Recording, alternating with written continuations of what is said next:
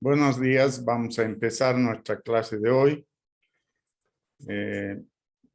Recordaremos un poco que estamos viendo los parámetros de diseño para el diseño geométrico de carreteras.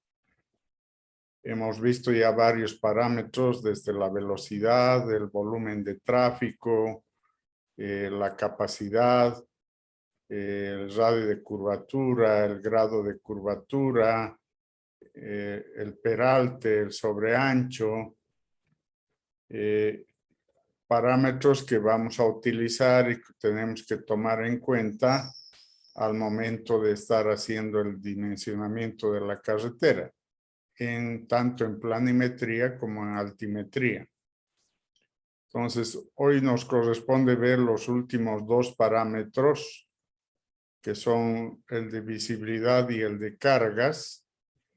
Entonces, vamos a empezar a ver el parámetro de visibilidad, que es otro parámetro muy importante en el diseño de carreteras, porque la visibilidad es una característica de la carretera que debe tener en todo momento una carretera para garantizar la circulación vehicular.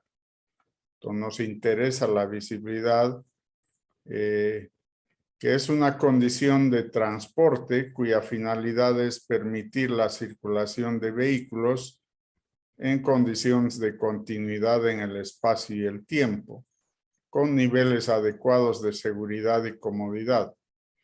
Ese es un concepto que básicamente nos está indicando que es una cualidad que debería tener la carretera para la circulación vehicular, de manera que las condiciones de continuidad sean las mismas y que los niveles sean adecuados en cuanto a seguridad y comodidad. No siempre se puede disponer de total visibilidad en las carreteras debido a que hay agentes externos y condiciones topográficas externas del entorno que podrían disminuir las características de visibilidad. Sin embargo, para el diseño geométrico vamos a orientar esto de la visibilidad a aspectos más medibles, más determinados, como valores numéricos, de forma que esos valores numéricos nos puedan ayudar a tomar decisiones al momento de diseñar, de manera que nuestro diseño esté garantizando este parámetro en su alineamiento horizontal y en su alineamiento vertical. Ese es el propósito de este parámetro dentro del diseño geométrico. Existen muchos criterios de visibilidad en las carreteras. Vamos a ver algunos de ellos. Por ejemplo, la visibilidad disponible y la visibilidad necesaria. Cuando hablamos de visibilidad disponible, es la que se dispone en una carretera ya diseñada, ya construida, cuánto dispone el conductor respecto a la visibilidad para la circulación. En algunos casos esa visibilidad será lo suficiente o más que la suficiente, y en esos casos no tendrá ningún problema el conductor en su circulación, pero en algunos casos podrá ser la visibilidad disponible menor de la necesaria. Y ahí sí tenemos problemas para la circulación normal de un vehículo. Por ejemplo, si queremos hacer una acción de sobrepaso, esa acción de sobrepaso necesita tener la visibilidad disponible, porque si no tenemos la visibilidad disponible, podríamos generar un accidente o un choque entre dos vehículos. Entonces, la idea es tener las distancias de visibilidad necesarias en una carretera.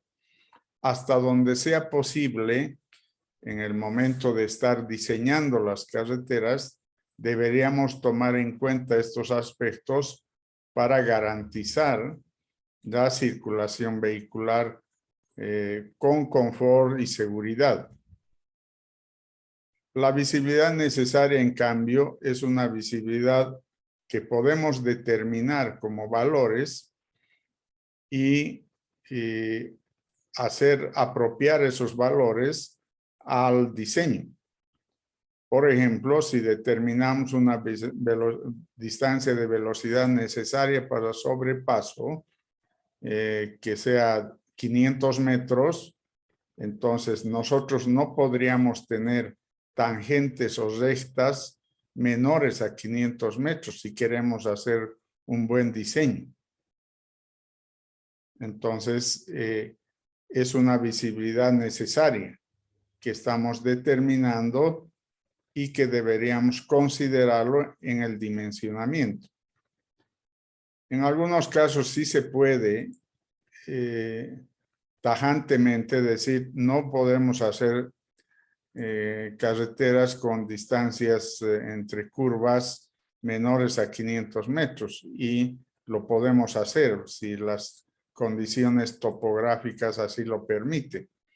Pero en algunos otros casos no es así. O sea, hacer bajo esas condiciones geométricas implicaría un gran movimiento de tierras y habría que aumentar los costos de construcción de la carretera.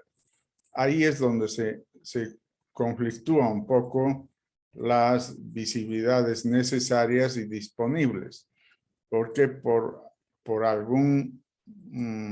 una decisión económica podríamos no darle la visibilidad necesaria y la disponible va a ser menor a la que es necesaria. Entonces, ahí entra en conflicto la actuación del conductor, porque podría tomar decisiones inadecuadas al momento de conducir sin tener geométricamente lo suficiente.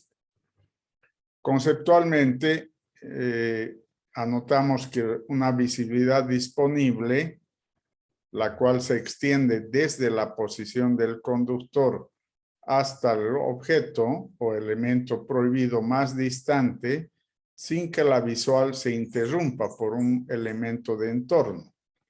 Esos elementos de entorno son la propia plataforma, sus explanaciones, otros usuarios, la presencia de vegetación o el mobiliario urbano. Es decir, hay varios agentes externos que no son exactamente propios de la carretera, que podrían quitar la visualización y disminuir la visibilidad disponible.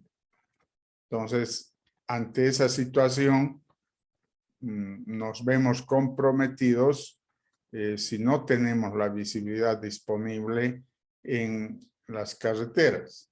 Entonces, puede existir, hay varios agentes por los cuales puede disminuir la visibilidad disponible. Solo la presencia de vegetación podría quitar visibilidad al conductor. En muchas de nuestras carreteras, si son curiosos al pasar por las carreteras, se van a dar cuenta que en muchos lugares hay que son con alta vegetación, al menos en algunas épocas del año, donde la vegetación crece mucho, hay total invisibilidad para la circulación en algunos sectores, sobre todo en curvas, ¿no? Entonces, es posible que esas líneas amarillas sirven para eso, ¿no? Para evitar el tema de la visibilidad que ponen, ¿no? En las carreteras. Esas son para restringir la actuación del conductor, ¿no? Una línea amarilla es como le dijera, usted no tiene que pasar de esa línea para el otro carril. Entonces, esas líneas amarillas le están restringiendo porque no hay la visibilidad necesaria, ¿no? En todas las curvas en Bolivia, casi por lo general, siempre colocamos la doble amarilla para que ninguno de los vehículos intente hacer sobrepaso porque en la curva no hay la suficiente distancia de visibilidad. Entonces está restringido. Es una señal horizontal de restricción, esa línea amarilla. A veces van a encontrar la línea amarilla segmentada. Entonces, esa segmentación de la línea amarilla más bien permite utilizar, entrar al otro carril en ese segmento que está con línea amarilla segmentada para poder hacer sobrepaso.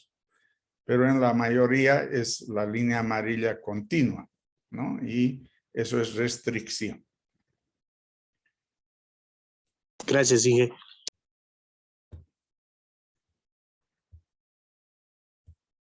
Entonces, además de la disponible, también tenemos un concepto de la visibilidad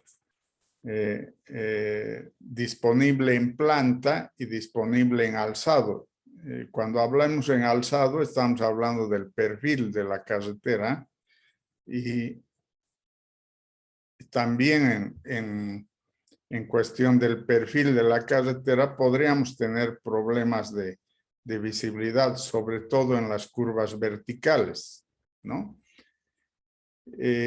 La visibilidad disponible en planta está ligada a que haya unos despejes laterales en las curvas, es decir, a que los obstáculos que interfieren a la visual, taludes, vegetación, edificios, se hallen a una distancia suficiente de la plataforma que no le quiten visibilidad.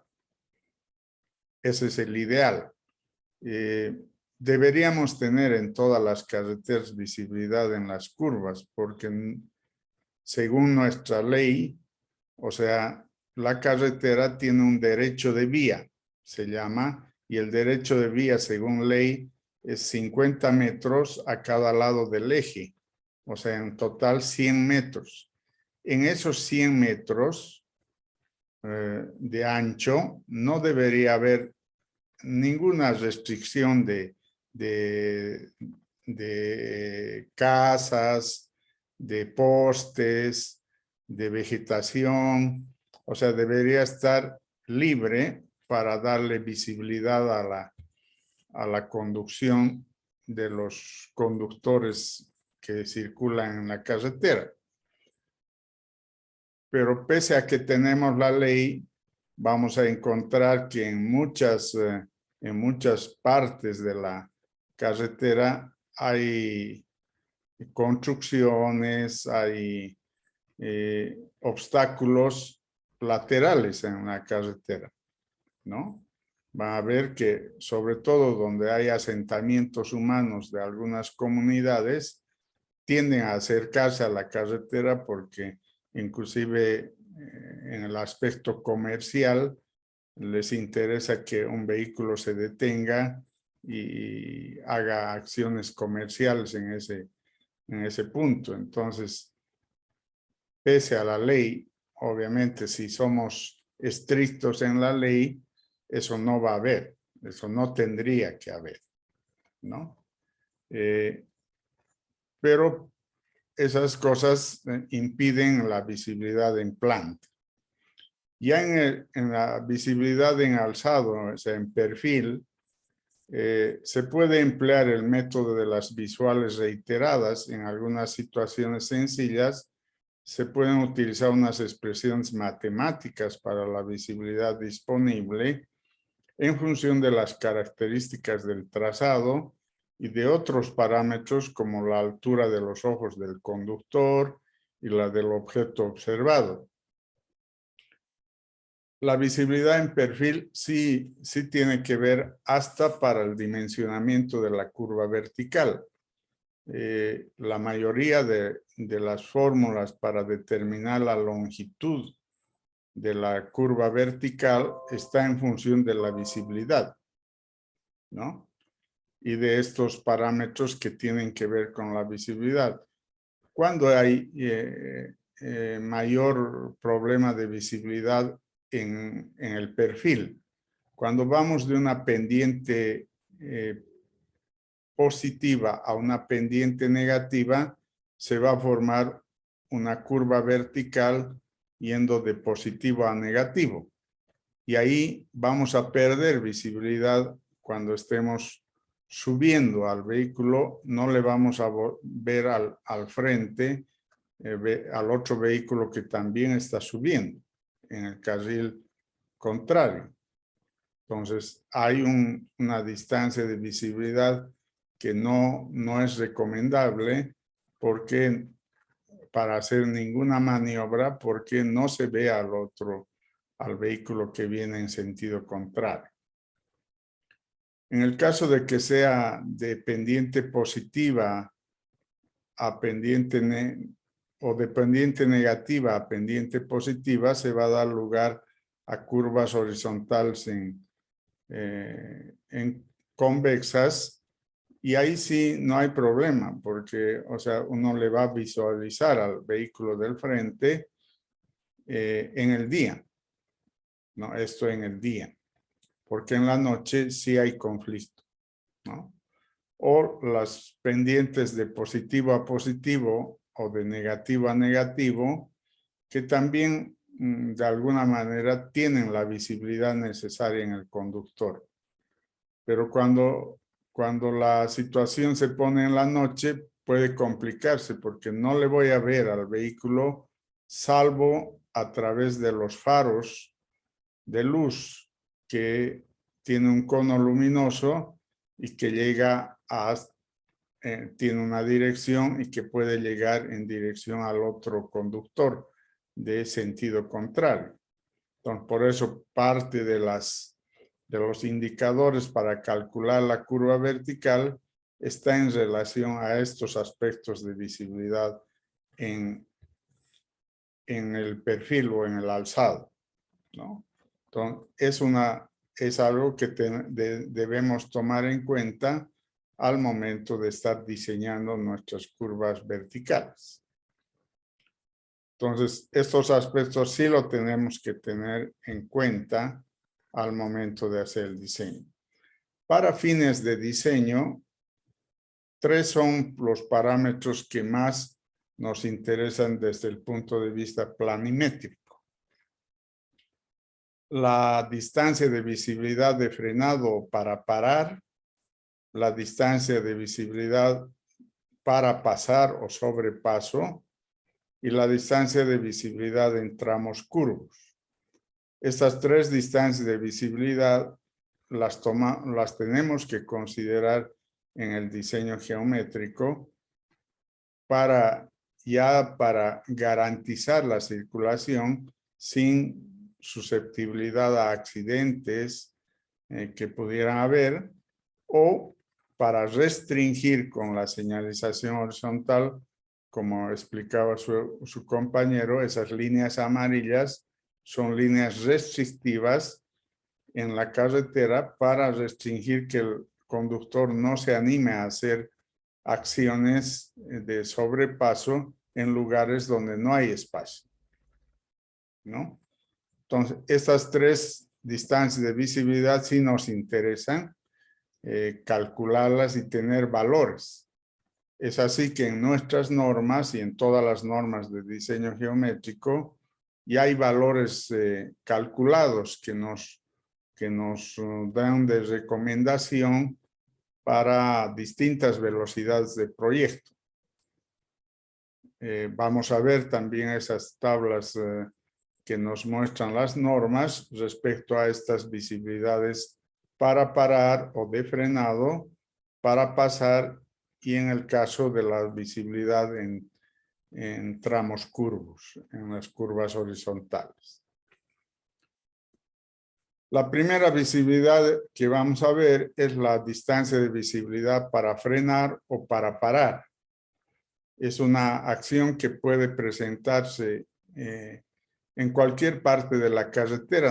En realidad tendríamos que tener pero sobre todo en las partes rectas deberíamos tener la suficiente distancia de visibilidad para frenar ante la presencia de un obstáculo. Un obstáculo podría ser un vehículo que se detiene delante de nosotros y nosotros tener la capacidad de frenar ante esa detención de un vehículo. O que esté pasando un animal y transversalmente a la carretera y el vehículo tiene que detener, en principio disminuir la velocidad, pero porque está muy cercano, podríamos tener la capacidad de detener el vehículo. Entonces, para esos casos muy críticos, necesitamos una distancia de visibilidad de frenado o una distancia de visibilidad para parar. Esta ecuación nace de las investigaciones de varias instituciones, entre ellas la AASHTO, que determina bajo esta ecuación la ecuación para determinar la visibilidad de frenado o para parar. ¿Qué considera esta distancia de visibilidad? Considera dos elementos: la percepción y reacción del conductor ante la presencia del obstáculo, que es la primera parte, y la segunda parte, el frenado propiamente dicho, la acción de frenado.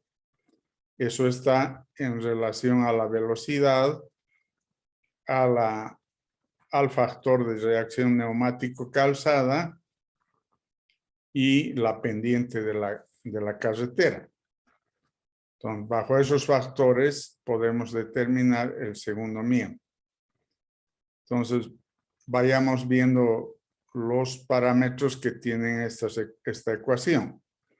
La velocidad de proyecto es un elemento que ya lo conocemos y hemos visto las velocidades de proyecto. Es lo primero que determinamos para un diseño de una carretera. ¿Para qué velocidad de proyecto vamos a diseñar? Entonces, podemos considerar que la velocidad de proyecto sí la conocemos. Es un valor conocido. El siguiente factor que aparece aquí es el tiempo de percepción y reacción. Es decir, cuánto necesita el conductor en percibir el obstáculo y reaccionar ante la necesidad de hacer un frenado o parar. Entonces, ese valor puede variar de conductor a conductor, de vehículo a vehículo, pero se han hecho investigaciones también, sobre todo en los fabricantes de vehículos, que determinaron valores de tiempo de reacción y tiempo de percepción. Y de todos ellos se determina que un valor medio para fines de diseño es de 1.75 segundos a este valor de tiempo de reacción y percepción. Entonces, para nuestros cálculos, este tiempo es de 1.75 segundos para la distancia de visibilidad para parar. Entonces, también este valor entonces es conocido. Si la velocidad es conocida y el tiempo de percepción y reacción es conocido, entonces este primer miembro sí lo podemos calcular. En el caso del segundo miembro, tenemos la misma velocidad de proyecto que ya lo conocemos y aparecen en el denominador dos elementos: el factor de reacción neumático calzada y la pendiente. El factor de reacción neumático calzada también es un factor que es estudiado por los investigadores de fabricantes de vehículos y establecen unos valores que están en un rango de 0,4 a 0,9. Varían de vehículo a vehículo, de las condiciones de la aspereza del pavimento, de la condición del neumático como tal, de las huellas que tiene el neumático. Es decir, hay varios factores internos que pueden hacer variar este factor, pero a nosotros nos interesa cuál va a ser la de diseño. Con la de diseño utilizamos un factor de 0,4 para fines de diseño, ¿no? No estoy diciendo que es 0,4 siempre para cualquier vehículo y en cualquier tipo de carretera. Puede variar, pero para fines de diseño utilizamos este valor. Y la pendiente, que es el otro factor, tiene que ser conocido, ¿no? Porque la carretera ya va a estar diseñada en pendiente longitudinal. Entonces, no hemos visto el parámetro de pendiente, lo vamos a ver cuando estemos viendo altimetría, pero sí va a estar definida la pendiente longitudinal. Entonces, sí va a ser un valor conocido. Entonces, si todos los factores son conocidos, entonces también se pueden calcular este segundo miembro y determinar de la suma de ambos miembros la distancia de visibilidad para parar. Esta distancia de visibilidad para parar sería ideal tenerlo en cualquier punto de la carretera para que el conductor que esté circulando por esa carretera ante la presencia de cualquier obstáculo tenga la posibilidad de frenar. En la mayoría de los casos sí va a ocurrir eso, porque las distancias de visibilidad para parar no son tan grandes, entonces sí podrían darse, aunque en las curvas tratamos de evitar esta acción de frenado para parar porque es más peligrosa a la presencia de accidentes al hacer esta acción. Entonces, calculamos con esta ecuación y podemos comparar con lo que dicen las normas. O utilizar lo de las normas y pensar cómo estamos haciendo nuestro diseño para ver si tenemos la suficiente visibilidad para parar. Por ejemplo, un elemento indispensable es que antes del lugar que llamamos la tranca o el lugar del peaje, donde hay un dispositivo para detenerse, entonces siempre antes debería haber una distancia de visibilidad para parar, sino como para el vehículo, ¿no? Entonces, por eso van a ver que las casetas de peaje que pone Vías Bolivia siempre van a estar en una recta, no en una curva, ¿no? Porque en una recta estamos garantizando que va a haber la distancia de visibilidad para parar necesaria. Entonces, es un punto crítico de la carretera donde sí debe haber, ¿no? Bueno, pasamos al siguiente aspecto que es, ¿qué dicen las normas respecto a esto? El Servicio Nacional de Caminos establece valores de distancia mínima de frenado de acuerdo a velocidades de proyecto. Entonces, aquí están las diferentes velocidades de proyecto en la parte superior y en la parte inferior están las distancias de frenado o distancias para parar. Entonces, cuanto mayor es la velocidad de proyecto, mayores distancias de frenado necesitamos. Por lo tanto, mayores deberían ser las rectas entre curva y curva. Cuanto menor es la velocidad, vemos que las distancias de frenado también son menores. Entonces, como hemos dicho, nuestras carreteras casi siempre están por estas velocidades menores hasta 60 kilómetros por hora. Y ahí vemos que la máxima distancia de frenado es de 85 metros. Entonces, es posible que en la mayoría de nuestro diseño geométrico haya tangentes o rectas de mínimas de 85 metros, ¿no? Salvo donde tenemos curvas con contracurva, ahí sí no tenemos ni siquiera de 30. Entonces ahí estamos en problemas de necesidad de restringir cualquier acción en todo ese sector de curva con contracurva. Esto dice el Servicio Nacional de Caminos, que no los usamos, pero los podemos comparar con lo que dice la ABC, que establece que tenemos entre 30 y 120 kilómetros por hora, distancias de frenado de 25 a 250. Entonces, ¿por qué varían estas distancias de frenado? Probablemente por las ecuaciones que utilice y por los factores, ¿no?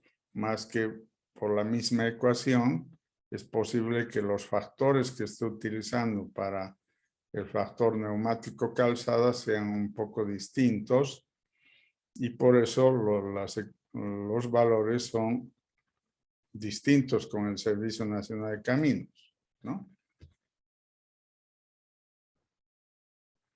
Pero estas tendríamos que considerar como valores recomendables para nuestro diseño. ¿Y qué dice la AASHTO? La AASHTO no tiene establecido una tabla recomendable, sino dice que debemos regirnos a la ecuación. Y la ecuación es la que ya hemos hablado, con la cual calculamos la distancia mínima de frenado y utilizaremos esa distancia como parámetro de referencia para que en todas nuestras rectas o tangentes tengamos por lo menos esa distancia, ¿no? Ese es el criterio que se maneja para fines de diseño respecto a la distancia de frenado. La siguiente visibilidad que nos interesa y encontrar la distancia de visibilidad es para pasar o hacer sobrepaso, que es una acción más común que la distancia para parar. En una carretera no paramos frecuentemente, sí en algunos lugares, pero no frecuentemente, ¿no? La carretera es de circulación. Pero la distancia de visibilidad para pasar o hacer sobrepaso, eso sí puede darse frecuentemente en la circulación, porque sobre todo a algunos conductores que les incomoda circular detrás de otro vehículo y cuando ya le encuentran a un vehículo les tienen la reacción de que deben sobrepasarlo para después seguir a su ritmo de velocidad. Entonces hay más necesidad de esta visibilidad para pasar o de sobrepaso, que es una maniobra frecuente en la de cruzar otra trayectoria de tráfico en las carreteras convencionales o converger con ella sin disponer de un carril de aceleración. En ambos casos se pretende que esta maniobra se pueda realizar sin obligar a que un vehículo circule por la trayectoria cruzada o en la que converge, tenga que modificar su velocidad. En este gráfico vamos a ver qué es lo que está diciendo el concepto. El concepto de realizar el sobrepaso es de un vehículo que va a mayor velocidad que otro que está a menor velocidad. Entonces, la forma de hacer esa acción de sobrepaso es recorrer una distancia detrás del vehículo al que queremos hacerle sobrepaso, y cuando ya vemos que hay la suficiente distancia para hacer el sobrepaso, entonces hacemos la acción de sobrepaso, que es temporalmente ir al otro carril, acelerar para pasarlo al vehículo y ponernos delante del vehículo en nuestro carril. Esa acción es el sobrepaso propiamente dicho. Pero no lo vamos a hacer directamente, sino vamos a recorrer primero una distancia llamada de 1 para esperar el momento adecuado para hacer la acción de sobrepaso. Después de terminar el sobrepaso, el caso más crítico sería encontrarnos con otro vehículo que estaba viniendo por el carril contrario a la misma velocidad de proyecto y llega a posicionarse en nuestra posición al momento que yo termino de hacer la acción de sobrepaso. Entonces recorre una cierta distancia de sub 3 a la velocidad de proyecto para ponerse en esa posición del vehículo que ha sido sobrepasado, ¿no? Entonces, esta es la acción de sobrepaso. En este gráfico nos podemos dar cuenta cuál es la acción de sobrepaso y cuál es la distancia que necesitamos. Esta distancia que estamos marcando acá abajo, que es D sub S, que es la distancia de sobrepaso, que no viene a ser otra cosa que la suma de D sub 1 más D sub 2 más D sub 3. ¿Qué es D sub 1?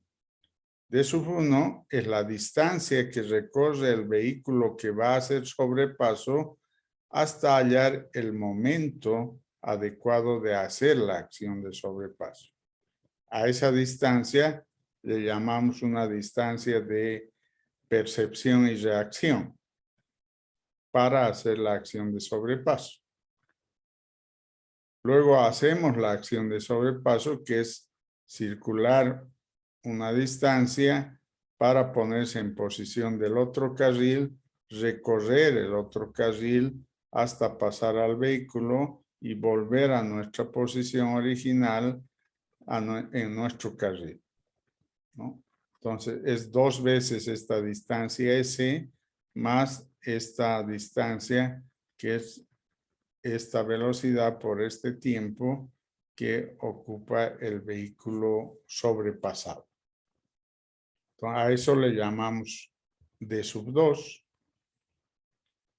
y sumamos la distancia D sub 3, porque esta distancia D sub 3 es la distancia que va a recorrer un vehículo que está viniendo por el carril contrario y en caso crítico llegaría a una posición similar que el vehículo que ha hecho el sobrepaso. Entonces, estos están a la misma altura y podríamos considerar el caso más crítico. Para eso, con velocidad de proyecto, este vehículo ha recorrido una cierta distancia.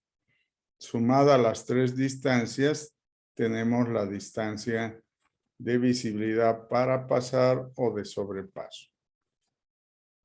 Esto no siempre ocurre con un solo vehículo que vamos a hacer sobrepaso. Podría darse también hacer sobrepaso a 2 vehículos, 3 vehículos. Entonces habría que determinar ecuaciones para el sobrepaso de 2 vehículos, de 3 vehículos, aunque no son frecuentes, ¿no? Aunque no son frecuentes. Lo más normal por el lado de la seguridad vial es hacer un sobrepaso a un solo vehículo y después recién pensar en hacer sobrepaso también sobre un siguiente vehículo, ¿no? Pero es muy arriesgado hacer sobrepaso a más vehículos porque necesito más distancia, ¿no? Entonces, esa es la segunda visibilidad que nos interesa, que básicamente aquí está explicada desde la distancia de la línea de detención hasta el borde de la vía que se va a cruzar, que sería de 1, la longitud de la trayectoria que se seguirá relacionada con la anchura de la vía que se pretende cruzar y la oblicualidad del cruce, que está en D2, y la longitud del vehículo que cruza, que es el parámetro más importante. El tiempo de cruce del vehículo es más del doble de la correspondiente al automóvil que va a realizar. Entonces aquí tenemos las fórmulas que nos permiten calcular D sub 1, D sub 2 y D sub 3. En el caso de D sub 1, está en función de la velocidad que está imprimiendo el vehículo al momento de seguirle al vehículo que va a sobrepasar en kilómetros hora y el tiempo en segundos, dividido entre este 3.6 que nos ayuda a convertir las unidades y dejar la distancia en metros, ¿no? Entonces, las velocidades, aquí hay dos velocidades. La velocidad de proyecto sí la conocemos y esta m es una velocidad remanente como diferencia entre la velocidad del vehículo que sobrepasa y la velocidad del vehículo sobrepasado. Entonces, si el uno está yendo a 80 kilómetros por hora y el otro está yendo a 70, la diferencia entre 80 y 70 es 10. Ese es el valor de m, la diferencia de velocidades. Y T sub 1 es el tiempo de reacción y percepción para la acción de sobrepaso.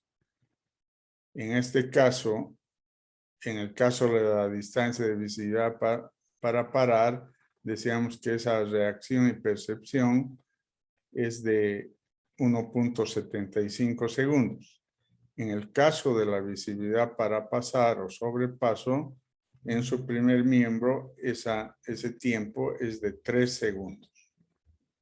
¿De dónde salen los 3 segundos? De las investigaciones realizadas por los fabricantes y por el tipo de vehículos que fabrican. Y de esos, el valor medio es un valor de 3 segundos. Ese es el que nos recomiendan utilizar en cálculos de diseño. Entonces, con esos valores podemos calcular D sub 1.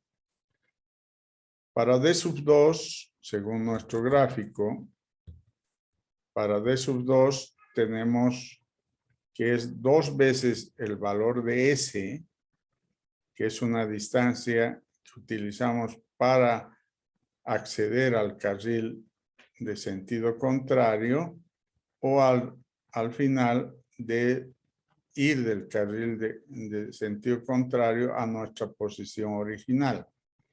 Eso es un valor de S que se presenta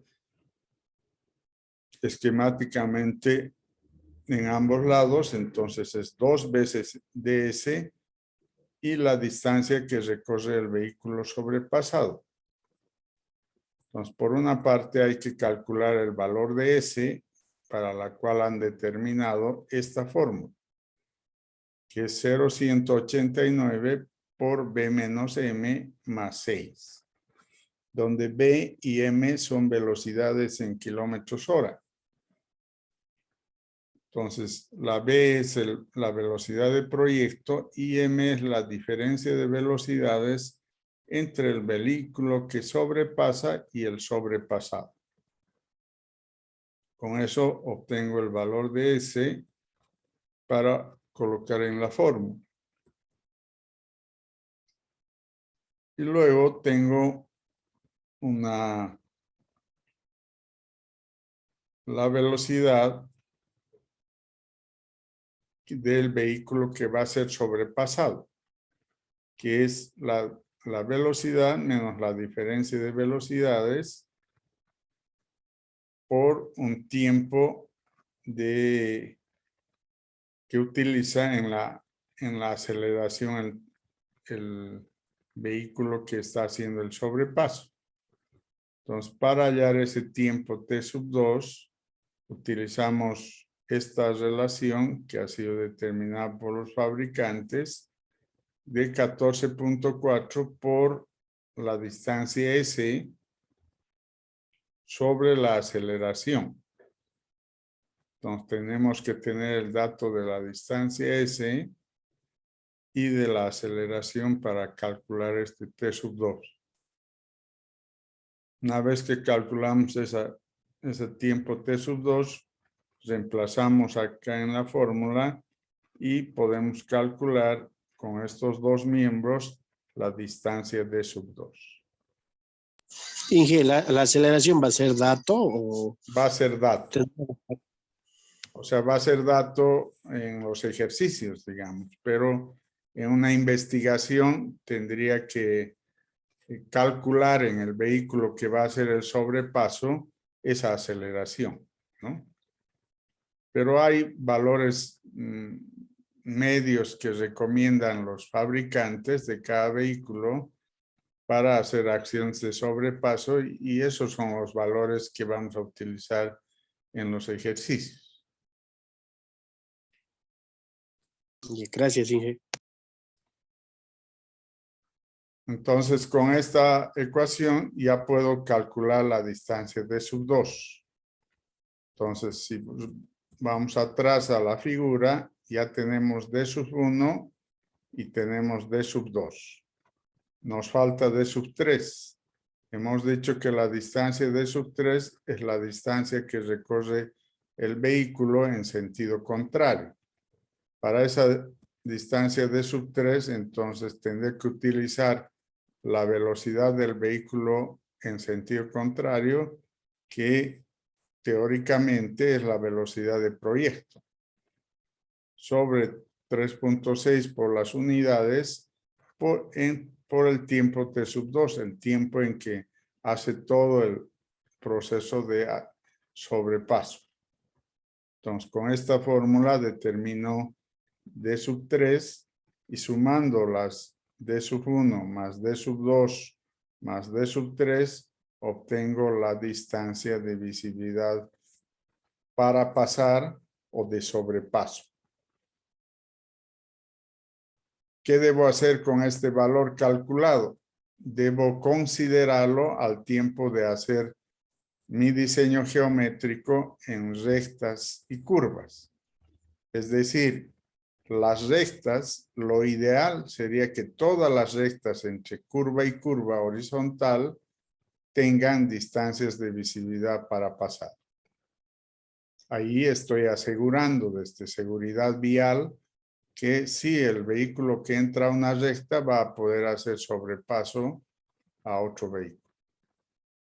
Entonces, está bien que le siga detrás de él en toda la trayectoria en curva, pero cuando ya entra a la recta, pueda hacer el sobrepaso. En el caso de que no haya estas distancias de visibilidad para hacer el sobrepaso entre curva horizontal y curva horizontal, entonces se tiene que restringir esa acción y poner las famosas franjas amarillas dobles en el eje para restringir la acción de sobrepaso.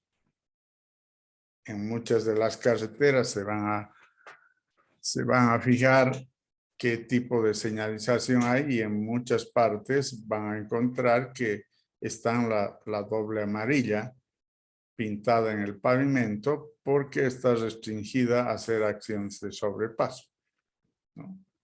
Entonces, solo en aquellas que la distancia es larga y suficiente para hacer esta acción de sobrepaso, no hay las franjas amarillas y solo hay la franja blanca de división de eje que me permite hacer la acción de sobrepaso. ¿Qué dicen nuestras normas sobre esta distancia de visibilidad? También la han tabulado y la ponen como recomendables dependiendo de la velocidad del proyecto. El Servicio Nacional de Caminos para velocidades entre 30 y 120 kilómetros por hora coloca distancias de sobrepaso entre 180 y 800. Es decir, cuanto mayor es la velocidad, mayor la distancia de sobrepaso que necesita. Entonces, pensar que hay entre curva y curva 800 metros, es decir, casi 1 kilómetro, no es muy usual en nuestras carreteras, ¿no? No es muy usual. Entonces, más bien que tenemos nosotros velocidades más pequeñas, ¿no? Velocidades de proyecto más pequeñas. Entonces, ya para una velocidad de proyecto de 40 kilómetros hora, tengo que tener entre curva y curva 270 metros. Es posible que haya en la mayoría de los casos, no en todas, en las que no hay, y ya estoy obligado a restringir las acciones de sobrepaso. Pero en las que son mayores a este valor, puedo admitir que haya acciones de sobrepaso, ¿no?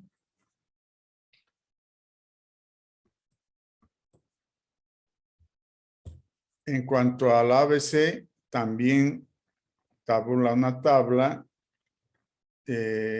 con velocidades de proyecto y distancias de sobrepaso. Estas velocidades de proyecto están entre 30 y 100 kilómetros hora y las distancias de sobrepaso entre 180 y 600. Probablemente no sean exactamente iguales al Servicio Nacional de Caminos, porque la ecuación que hayan utilizado o los factores que hayan utilizado son distintos, pero no son tan distintos, o sea que es cuestión de algunos factores simplemente que han podido variar porque hay un rango de esos valores, ¿no? Y la ASTO no establece una tabla, no está tabulado y hace referencia a que debemos utilizar esta ecuación para calcular nuestras distancias de sobrepaso y considerarlas en la etapa de diseño geométrico de la carretera. Ese es el criterio del ASTO y aquí tenemos ya todos los valores que podríamos obtener en cada caso de las carreteras y poder calcular esta distancia de visibilidad de sobrepaso y comparar con las rectas o tangentes que tengamos en el diseño geométrico.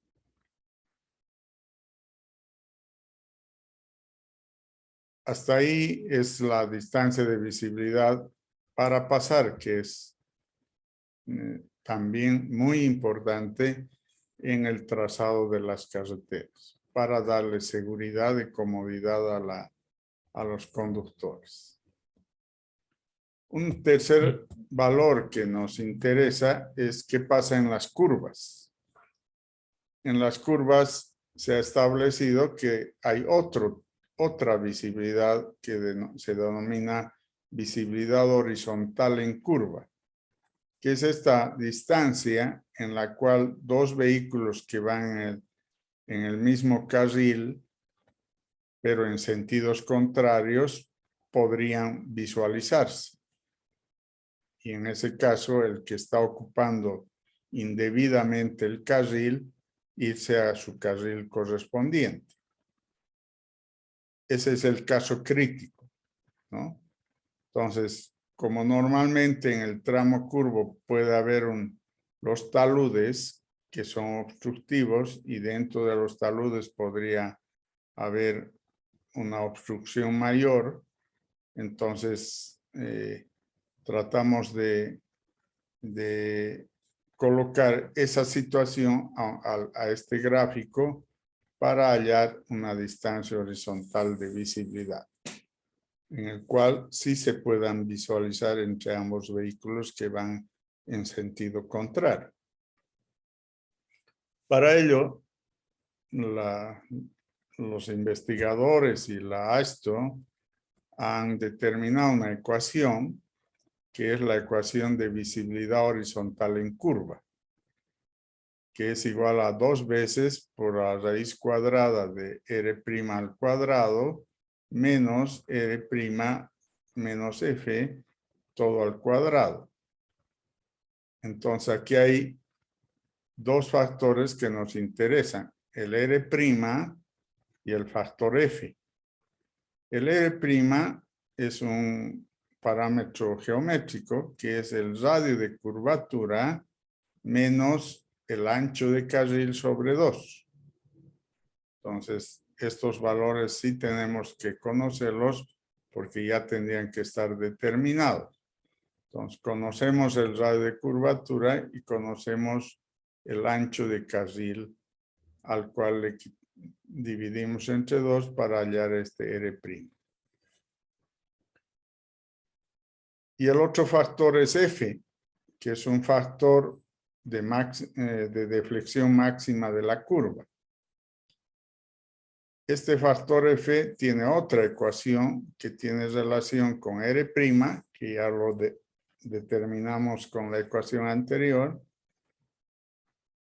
al valor de G, que es el grado de curvatura, que conocido el radio de la curva, seguramente el grado de curvatura también lo vamos a conocer, al valor de la distancia de frenado o para parar, que ya hemos visto en la ecuación anterior, entonces ya podemos determinarla sobre 20. Entonces, esta ecuación la utilizamos para F. Y una vez calculado F, la reemplazamos en la otra ecuación con los valores de R' y F. Calculamos esta distancia horizontal en curva. ¿Qué puede pasar con esta distancia horizontal en curva? Que puede ser más grande que el desarrollo de la curva o más chica que el desarrollo de la curva. Entonces, dos situaciones se pueden dar. Puede ser que este desarrollo de la curva sea mucho más grande que esta distancia, o puede ser que esta distancia sea mucho más grande que el desarrollo de la curva. ¿Cuál es crítico? Cuando la distancia de desarrollo de la curva es menor a la distancia horizontal. Entonces, en esa situación me está diciendo que no hay ningún espacio para hacer acción de sobrepaso en la curva, que debe restringirse totalmente, y lo que debemos hacer es colocar la doble amarilla al lado del eje para restringir que ninguno de los dos vehículos que vienen en distintos sentidos pueda hacer acción de sobrepaso en la curva. Ese concepto es que la mayoría de los proyectistas tomamos en Bolivia, y por eso van a encontrar que en la mayoría de nuestras curvas horizontales están marcadas con doble línea amarilla, continuo. Entonces estamos restringiendo acciones de sobrepaso en las curvas. Ese es uno de los casos que se puede presentar. Y el otro es que esta distancia horizontal de visibilidad sea menor al desarrollo de la curva. Es decir, si el desarrollo de la curva es 100 y la distancia horizontal de visibilidad es 50, entonces nos sobra 50 metros para ver si podemos hacer en ella una acción de sobrepaso. Entonces podría marcar que alguno de los carriles podría tomar cierta distancia para hacer acción de sobrepaso. Y ahí van a encontrar que en algunas curvas están marcadas la línea amarilla segmentada con amarillo, pero segmentada, no continua. Con lo que está diciendo que sí podría hacer, en caso extremo, hacer uso del carril contrario en esos sectores. Entonces, de esa manera, utilizamos la distancia de visibilidad horizontal en curva para la parte de diseño. Por supuesto, aquí hay valores y aquí hay cálculos, pero la decisión final está en el proyectista, bajo ciertas consideraciones de criterio, que no siempre van a ser las mismas para todos los ingenieros, ¿no? Por eso es que bajo ese criterio la ABC ha dicho en las curvas horizontales, todas en Bolivia van a ser restringidas para sobrepaso. Entonces ahí, aunque el cálculo diga que la distancia horizontal es menor que la distancia de recorrido de la curva, no van a encontrar líneas amarillas segmentadas, sino toda la línea amarilla completa entre principio y fin de curva. Porque no se puede rebasar en curva, ¿no? Por No, tema de claro, visibilidad. eso quiere decir una línea continua amarilla. No se puede rebasar, ¿no? Entonces, son criterios de los proyectistas que lo tenemos que tomar nosotros al momento de hacer nuestro diseño. Eso ustedes en su proyecto van a poder experimentar, porque seguramente van a tener varias curvas y su trazado les permitirá tener o no tener acciones de sobrepaso en sus curvas por su desarrollo, por la velocidad que han de proyecto y por estas distancias de visibilidad, ¿no?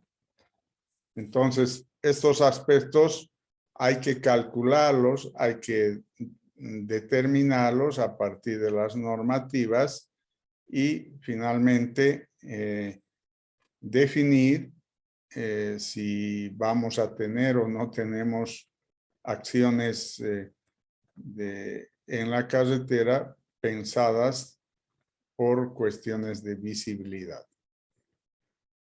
Entonces, para eso utilizamos todo este parámetro para orientarlo nuestro diseño con mayor seguridad y mayor comodidad para el usuario.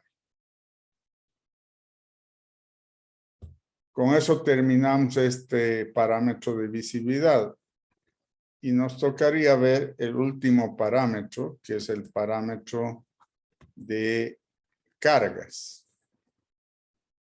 Aunque el concepto de cargas, ya desde solo el nombre, pero cargas, yo me preguntaría cargas, ¿qué tiene que ver con el diseño geométrico de la carretera?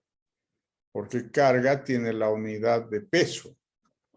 Y peso es kilogramos, es toneladas, es unidad de peso. ¿Y qué tiene que ver eso con el geométrico? Aparentemente nada, ¿no? Aparentemente nada, porque es una unidad de peso que va a influir más bien en la parte estructural de la carretera, porque ese peso tiene que ser soportado por un pavimento. Entonces, para eso sí lo vamos a utilizar a la carga y al peso. Pero en el geométrico sí controlamos al peso porque está indirectamente relacionado. Porque tenemos que elegir un vehículo tipo para el diseño geométrico y ese vehículo tipo tiene dimensiones geométricas, es decir, tiene un ancho, tiene un largo y tiene un alto. Y esos elementos de ancho, largo y alto son geométricos, ¿no? No son de peso, son geométricos. Entonces, por eso la carga por eje es el máximo peso permitido en cada eje del vehículo, de acuerdo con las características de una infraestructura de transporte. Esta carga depende del peso total del vehículo del número de ejes y de su disposición a lo largo del vehículo. Es un concepto de carga, pero no es el que nos interesa como carga en este momento en el diseño geométrico, sino lo estamos viendo solamente porque esa carga del vehículo corresponde a un vehículo tipo con el cual estamos diseñando la carretera, y ese vehículo tipo sí tiene un ancho, tiene un largo y tiene un alto, que son elementos geométricos. Entonces, cuando hablo del ancho, ¿con qué tendría que relacionarlo? Con el ancho del carril. O sea, no podría tener anchos menores al ancho del vehículo tipo, ¿no? Porque no entraría ni siquiera el vehículo en el carril. Entonces, la mayoría de los carriles tienen un ancho del vehículo tipo más un ancho adicional de libertad de maniobra. Entonces, de ahí vienen los anchos de carril. En cuanto a la longitud del vehículo, sí me interesa porque la trayectoria del vehículo en las trayectorias en curva tiene un radio de giro que va a obligar a una trayectoria.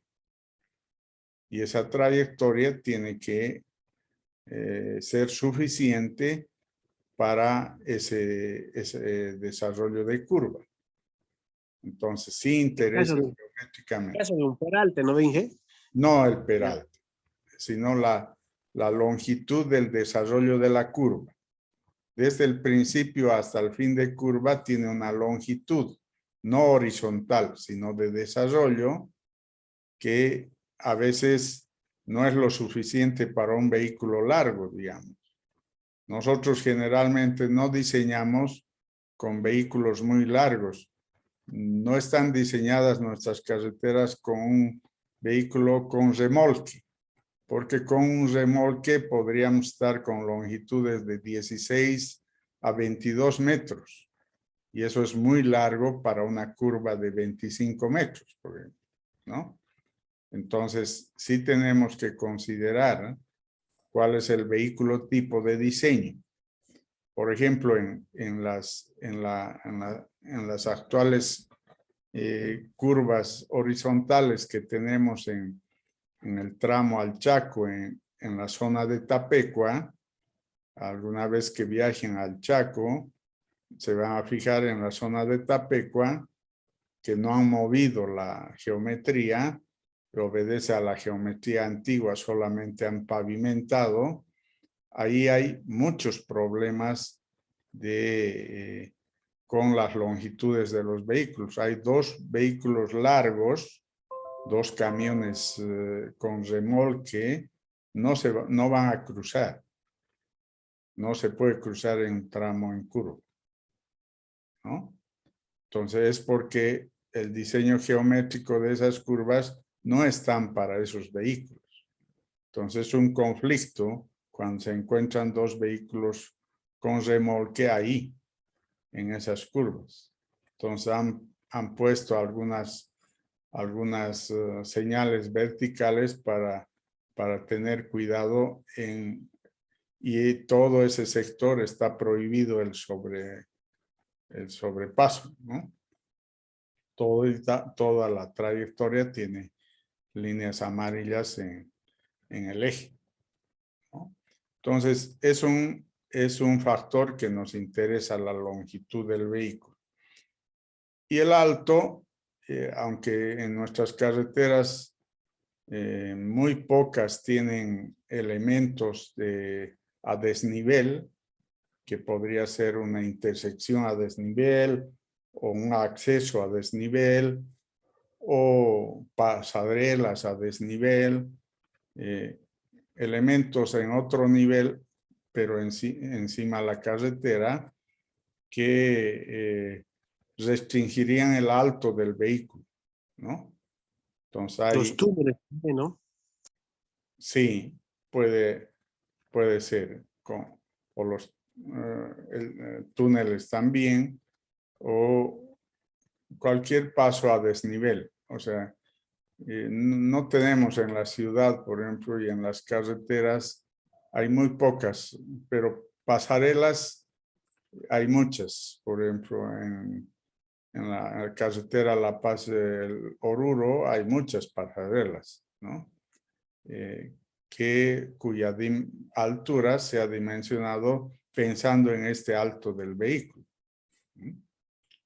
Entonces, por eso vamos a estudiar este parámetro que esté claro en nosotros. No nos interesa para la parte geométrica el peso y su relación del peso a los pesos por carga por eje y carga por rueda. Pero sí nos interesa las dimensiones de ese vehículo tipo que vamos a utilizarlo en el diseño. Porque cuando se recordarán que hemos visto una tabla para los sobreanchos y hay esa tabla de los sobreanchos de la ABC está relacionada con un vehículo tipo cuyas longitudes se van a utilizar para el sobreancho. Entonces, si ya tenemos el vehículo tipo elegido para el sobreancho, ese vehículo tipo tiene un ancho, tiene un largo y tiene un alto que geométricamente nos tiene que interesar, ¿no? Por eso estamos viendo este parámetro.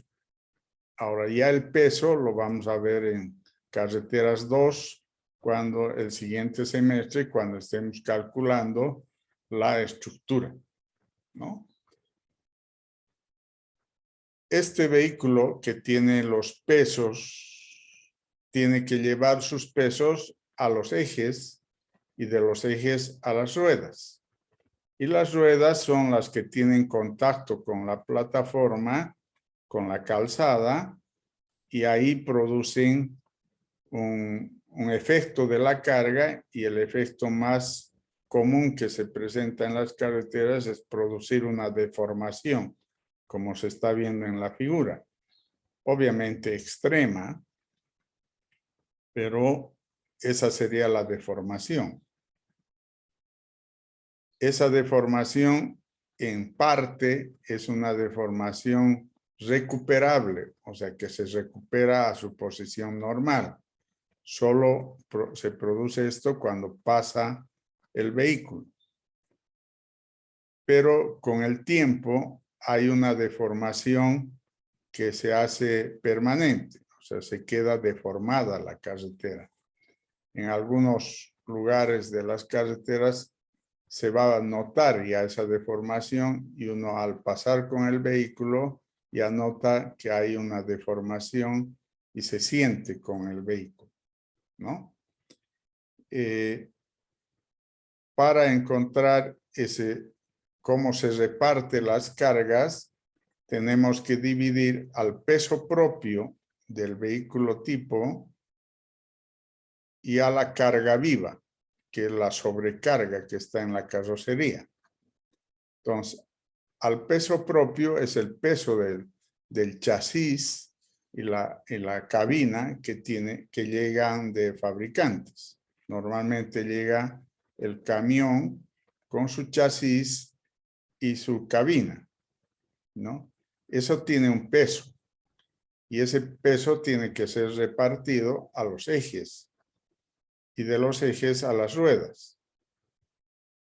Estamos hablando del peso propio. Pero la sobrecarga o la carga viva es la carga que tiene la carrocería. Entonces ahí tiene una capacidad de esta carrocería para una cantidad de toneladas y esa sobrecarga o carga viva tengo que repartirlo también a los ejes.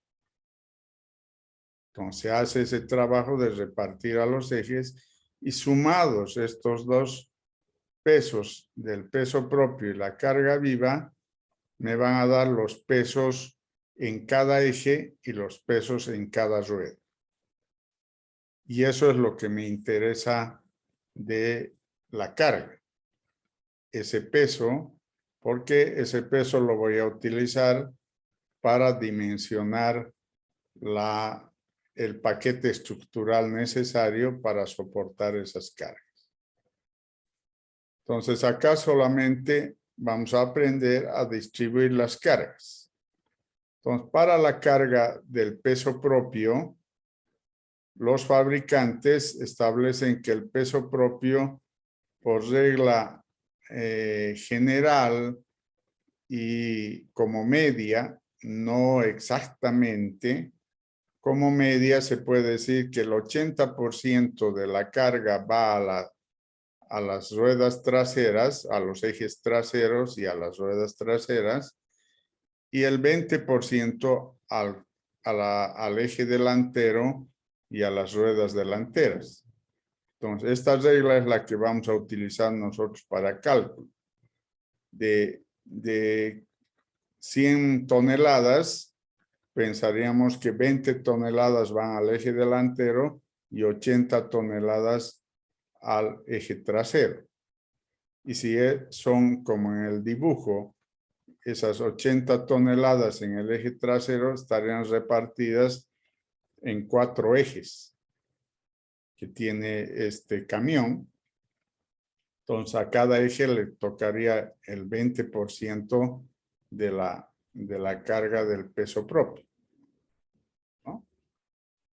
Entonces de esa manera repartimos la carga del peso propio, ¿no?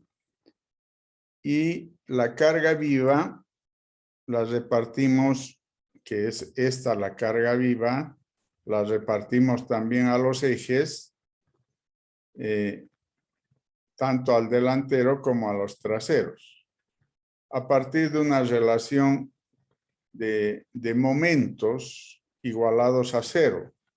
Entonces, si tomamos el momento de esfuerzos en cualquiera de los puntos, por ejemplo, en el eje delantero, va a ser que es igual a la carga viva por la distancia para generar momento, menos la carga en el eje trasero primero y el eje trasero posterior por sus distancias para contrarrestar al momento producido por la carga viva.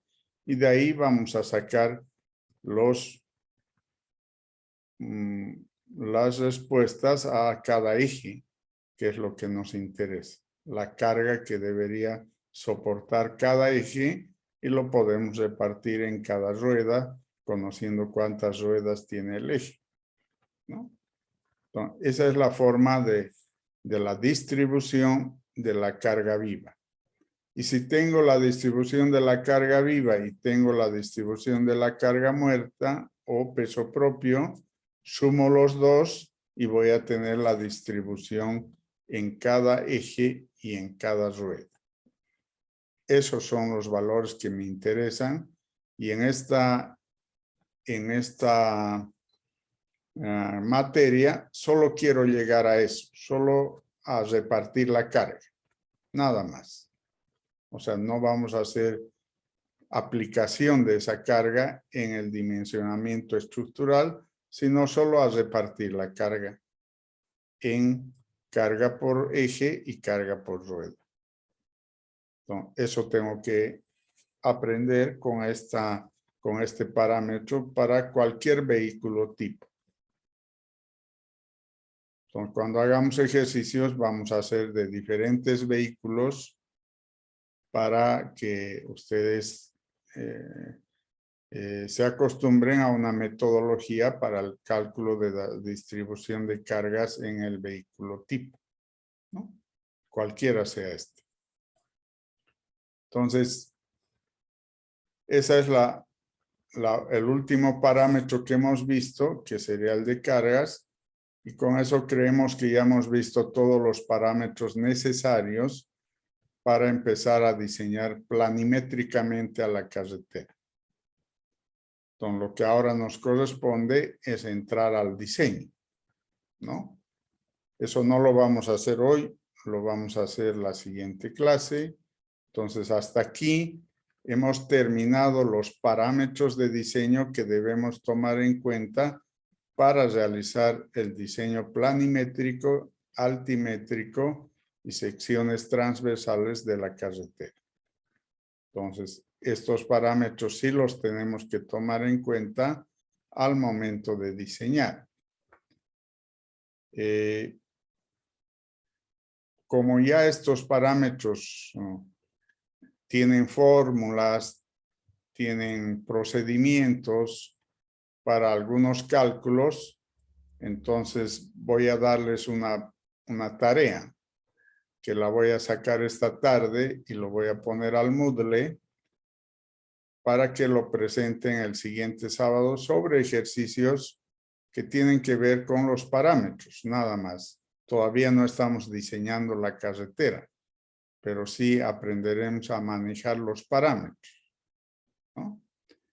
Entonces, voy a poner una tarea esta tarde en el Moodle, ¿no? Y para presentarlo el próximo sábado en una clase igual que hoy. No sé si tienen alguna pregunta antes de acabar la clase, alguna aclaración, algo que no esté comprendido o no esté bien explicado. Tienen la palabra. Inge, Sí. disculpe, Adelante. bueno, con el respeto que se merece, ¿no? Quería consultarle si es que nos podría permitir, en cuanto usted esté explicando, poderle cortar, porque yo tenía preguntas y se me fue la verdad.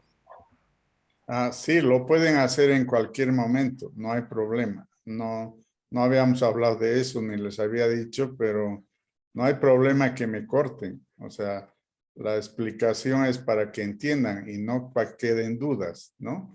Entonces, me pueden cortar en cualquier momento. Sí, gracias, Inge, muy amable. Inge, ¿podría subir la diapositiva a Moodle, por favor? Voy a subir ya todas las diapositivas hasta esta unidad. Entonces, eso no subía al Moodle, pero ahora las voy a subir todas. ¿Ya? Bueno, Inge, Lo que gracias. sí están al día son los videos en el Drive que de todas las clases. Solamente me falta subir esta clase, que la voy a subir en este momento, que son los videos, ¿no? Pero las diapositivas sí las voy a poner hoy en el Moodle hasta esta clase. Bueno, Inge. Gracias, Inge. Bueno, hasta luego a todos. Y estén atentos a esa tarea que hay que hacerlo para el próximo sábado. Bueno, Inge, Hasta luego, se Inge. cuida. Que le vaya bien. Hasta luego, hasta luego.